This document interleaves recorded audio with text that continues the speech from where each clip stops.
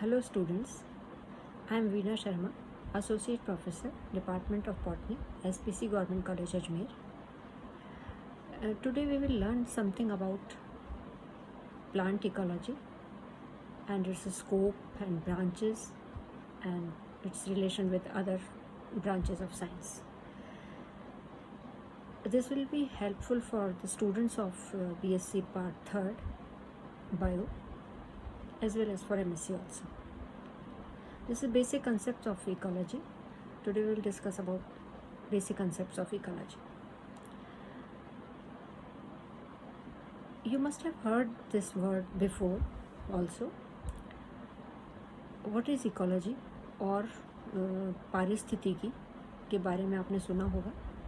पारिस्थितिकी से हमारा क्या तात्पर्य है? एक्चुअली इकोलॉजी साइंस की वो ब्रांच है जिसमें हम जीवों के बारे में पढ़ते हैं या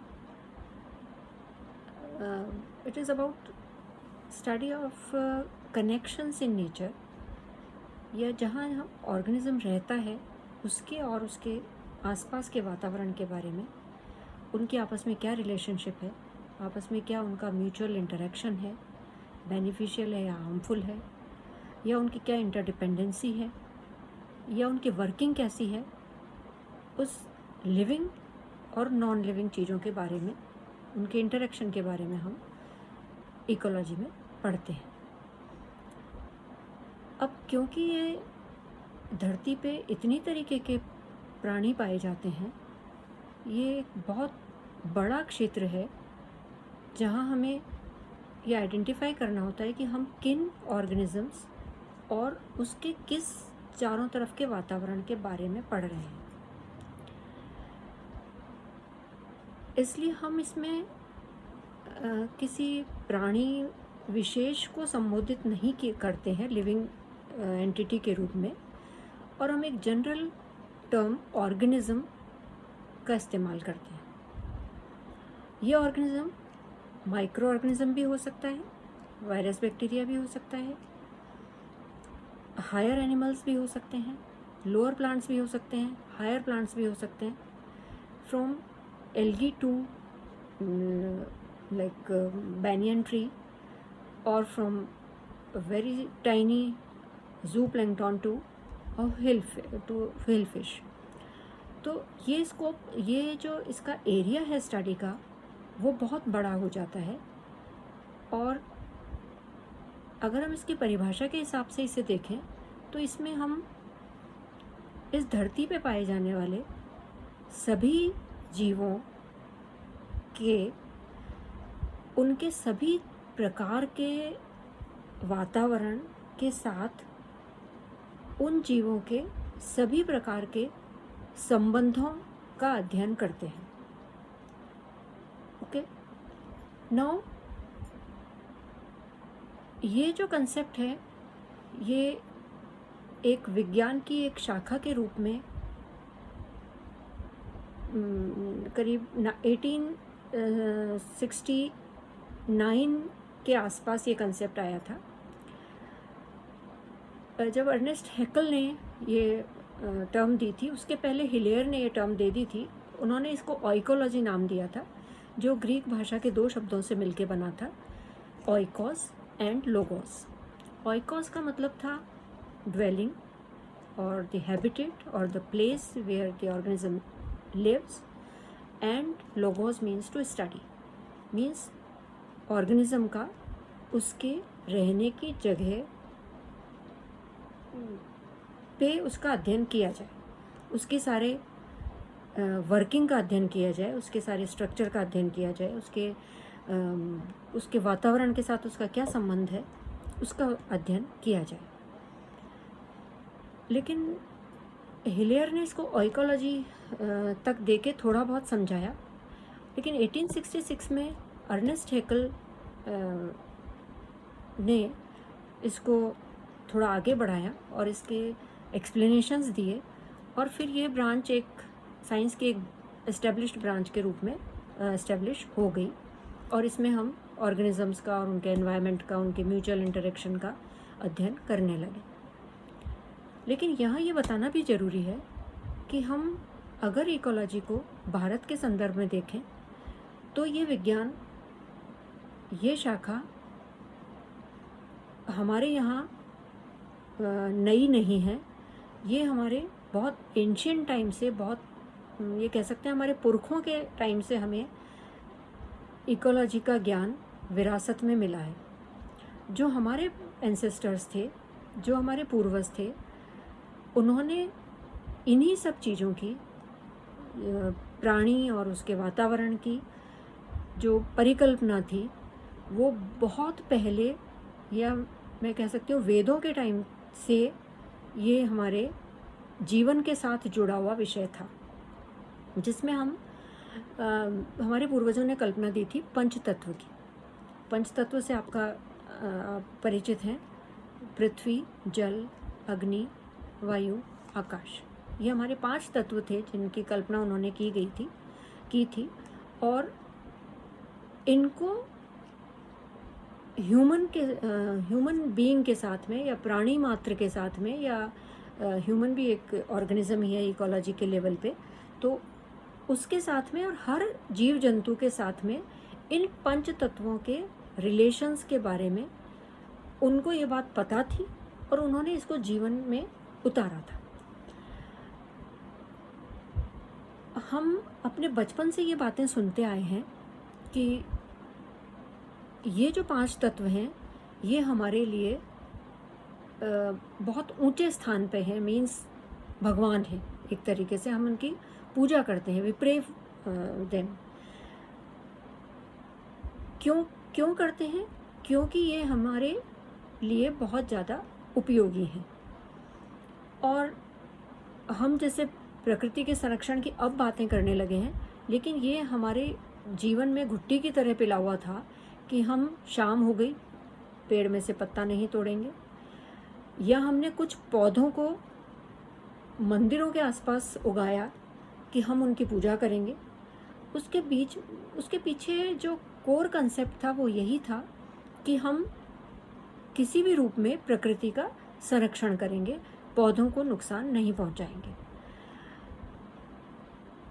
हमारे पूर्वजों ने हमको ये बात सिखा दी थी कि अगर किसी चीज़ को आपको बचाना है, कंजर्व करना है, तो आप उसको भगवान का दर्जा दे दो। एटलीस्ट आप अगर उसको भगवान बना लोगे तो आप उसको नुकसान नहीं पहुंचाओगे। तो उन्होंने अग्नि देवता, जल देवता, वायु देवता, पृथ्वी देवता, इस तरीके की कल्पना करके इनको कंजर्व करने की बात कह दी थी। और ये बात हमारे जीवन में इतनी घुल मिल गई थी कि हम कभी भी ये जो हमारे संसाधन थे, ये जो हमारे चारों तरफ की खास चीज़ें थी, इनको हमने कभी नुकसान पहुंचाने का नहीं सोचा। यही 5 तत्व, यही पंचतत्व जो हैं, वो अब नए रूप में, या ये कहें अर्नेस्ट हैकल के बाद में, इकोलॉजी में हमारे एनवायरमेंटल फैक्टर्स के रूप में हमारे सामने आए और अब हम इनका नए सिरे से ज्ञान प्राप्त कर रहे हैं। साइंस की बुक्स में जो इकोलॉजी विषय है उसको कुछ साल पहले तक एक बहुत छोटे रूप में पढ़ा जाता था, बहुत कम इसको इम्पोर्टेंस दी जाती थी। सिंपल कुछ फैक्टर्स पढ़ लिए, कुछ बेसिक कंसेप्ट पढ़ लिए इकोलॉजी के, एंड दैट्स ऑल। लेकिन धीरे धीरे जैसे जैसे जनसंख्या बढ़ी और जो ऑर्गेनिजम्स थे इकोलॉजी के, उसमें से एक ऑर्गेनिज्म, मानव, ह्यूमन बीइंग ने अपने आप को बाकी सभी चीज़ों से ऊपर उठा लिया और ऊपर उठ के उसने सब चीज़ों को अपने नीचे पाया और अपने लोभ के वश कह सकते हैं, या अपनी आवश्यकताओं की पूर्ति के लिए कह सकते हैं, उसने इस नेचर का, प्रकृति का दोहन शुरू कर दिया। और जो बहुत अच्छा बैलेंस चला आ रहा था प्रकृति और जीवों में, वो बैलेंस कहीं ख़त्म हो गया और जो बुराइयां थी प्रकृति में वो हमारे सामने कई रूपों में सामने आने लगी हमारी एक्टिविटीज़ के कारण। और यहाँ एक नए सब्सिडरी ब्रांच का उदय हो गया इकोलॉजी के साथ में, that is known as environmental science. Ecology में हम फंडामेंटल्स पढ़ते हैं, हम प्रिंसिपल्स पढ़ते हैं कि नेचर और ऑर्गेनिजम्स में ये आइडियल चीज़ें होनी चाहिए, उनकी फंक्शनिंग में ये सब कुछ बहुत आइडियल होना चाहिए, ये होता है। वाटर साइकिल है तो ये ऐसी होती है, नाइट्रोजन साइकिल है तो ये ऐसी होती है, एक इकोसिस्टम है तो उसके ये कंपोनेंट हैं, ये सक्सेशन है तो उसमें ये चीज़ें ऐसे इस तरीके से सक्सेशन प्रोसीड करता है, प्रोडक्टिविटी इस तरीके से होती है। मीन्स होती है का कंसेप्ट मीन्स जो प्रिंसिपल्स हैं वो हम इकोलॉजी में पढ़ते हैं। और इससे जो हमारा डेविएशन हुआ कि ये हमने जो जो इसमें बुराइयां ले आए, चाहे वो फैक्टर्स में कह दें, हमारे जो पंच तत्व का कंसेप्ट है वो ख़त्म होता चला गया धीरे धीरे, और जो इसमें बुराइयां आती गई, फिर हमें एनवायरनमेंट की बुराइयां जो थी वो प्रदूषण के रूप में, पॉल्यूशन के रूप में नज़र आने लगी, बायोडाइवर्सिटी लॉस के रूप में नज़र आने लगी।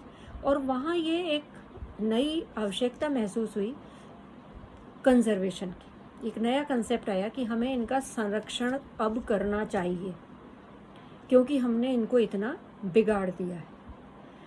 तो ये दोनों साथ साथ में चली और अब एनवायरमेंटल साइंस का अपना एक अलग स्कोप हो गया है जिसमें हम इनके कंजर्वेशन और इनके बारे में पढ़ते हैं।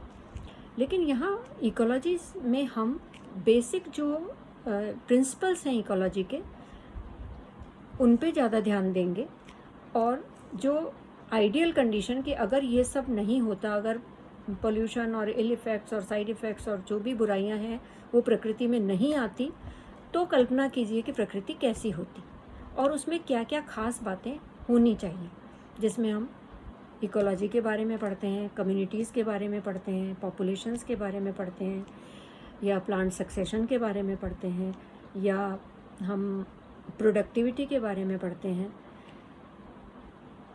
इस तरीके की हम फाइटोजियोग्राफी के बारे में पढ़ते हैं। इस तरीके के जो मेन कंसेप्ट हैं वो हम प्लांट इकोलॉजी में पढ़ते हैं।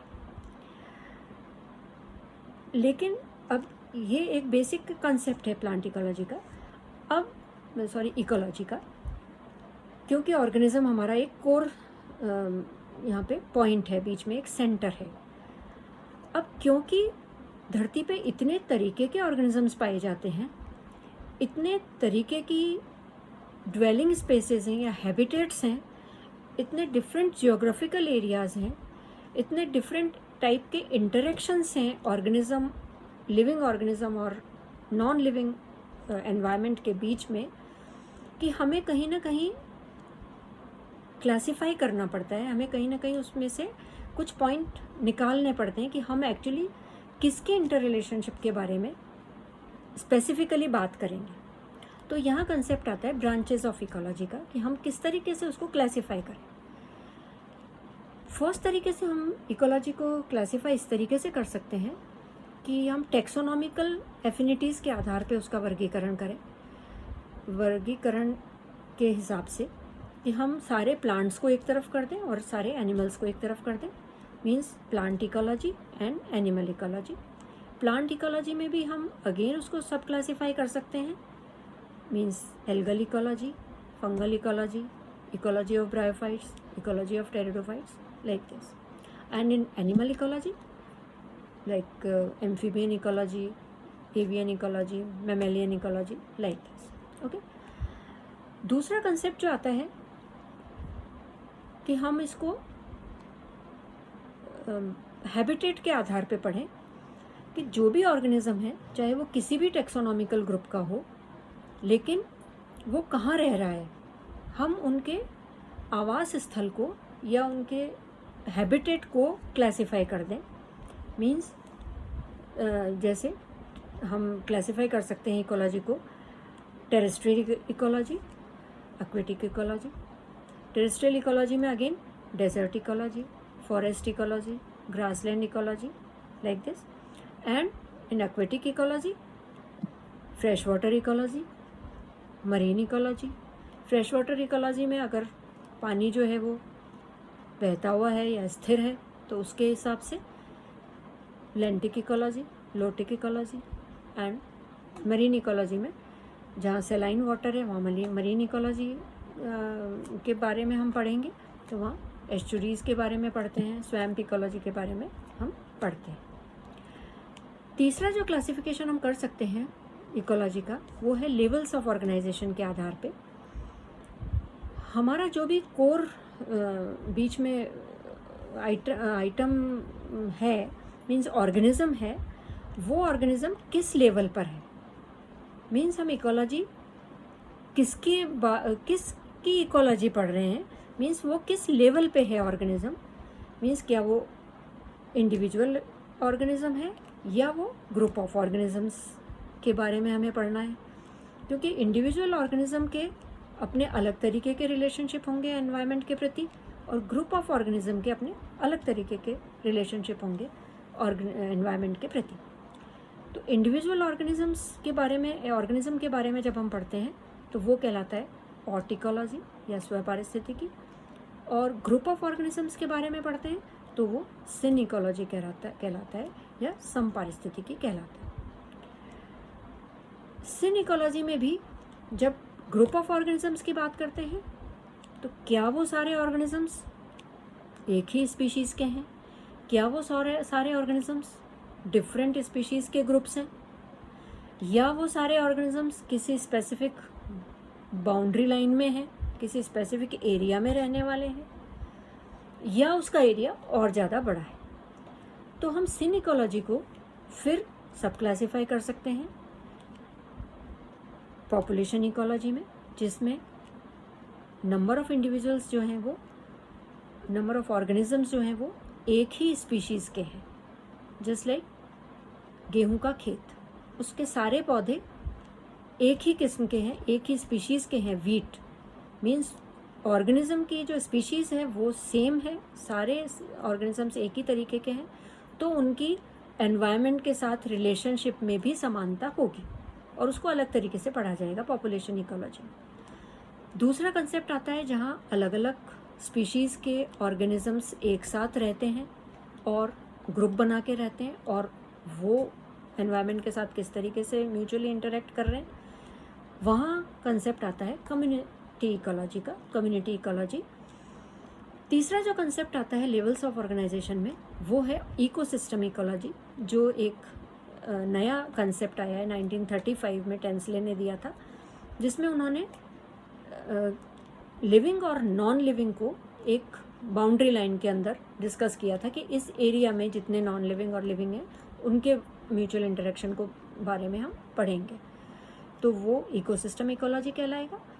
और इससे भी ऊपर अगर है, कई तरीके के इकोसिस्टम्स हैं जो एक बहुत बड़े एरिया में एग्जिस्ट कर रहे हैं, तो वो बायोम इकोलॉजी कहलाएगा, जहाँ डेजर्ट इकोसिस्टम भी है, ग्रासलैंड इकोसिस्टम भी है, फॉरेस्ट इकोसिस्टम भी है, तो वो एक बड़ा एरिया बन जाएगा बायोम इकोलॉजी, जिसमें छोटे छोटे इकोसिस्टम्स होंगे। और एक इकोसिस्टम में कई कम्युनिटीज़ हो सकती हैं और कम्युनिटी में पॉपुलेशन के ग्रुप्स अलग अलग हो सकते हैं। तो इस तरीके से हम इकोलॉजी को कई ब्रांचेस में डिवाइड कर सकते हैं या क्लासीफाई कर सकते हैं, just for the sake of study. हम अपनी समझ के हिसाब से, जल्दी हमें समझ में आ जाए तो हम उसको छोटे छोटे ग्रुप्स में बांट सकते हैं। यहाँ इस बात का मैं और जिक्र करना चाहूँगी कि इकोलॉजी जो विषय है वो बाकी दूसरी ब्रांचेस से भी रिलेटेड है। मतलब ये हर तरीके के जो ब्रांचेस हैं हमारी, चाहे नेचुरल साइंस के ब्रांचेस हैं, फिज़िकल साइंस के ब्रांचेस हैं, सोशल साइंस के सब्जेक्ट्स हैं, उनसे भी ये रिलेटेड है। क्योंकि हम इसमें प्रकृति के बारे में पढ़ते हैं, ऑर्गेनिजम्स के बारे में पढ़ते हैं, तो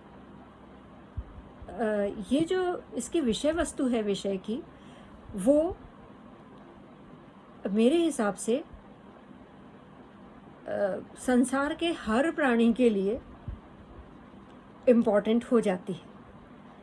जब हम फॉर एग्ज़ाम्पल अगर हम इकोनॉमिक्स की बात करें तो साइंस का इकोनॉमिक्स से कोई डायरेक्ट रिश्ता नहीं है, लेकिन क्योंकि देश की जो अर्थव्यवस्था है वो किस तरीके से आगे बढ़े उसमें एक इकोलॉजी के ज्ञान का होना भी ज़रूरी है। अगर कोई इंडस्ट्री लगती है तो वहाँ का पहले उस इंडस्ट्री का हम एनवायरमेंटल असेसमेंट करते हैं और इस तरीके से जो भी वहाँ का पर्यावरण के फैक्टर्स हैं या जो उसको इंडस्ट्री को आगे चलाने के लिए जो पर्यावरण का रोल है वो भी बीच में आता है और पहले डिपार्टमेंट ऑफ एनवायरनमेंट से उसकी परमिशन लेके उस प्रोजेक्ट को आगे बढ़ाया जाता है।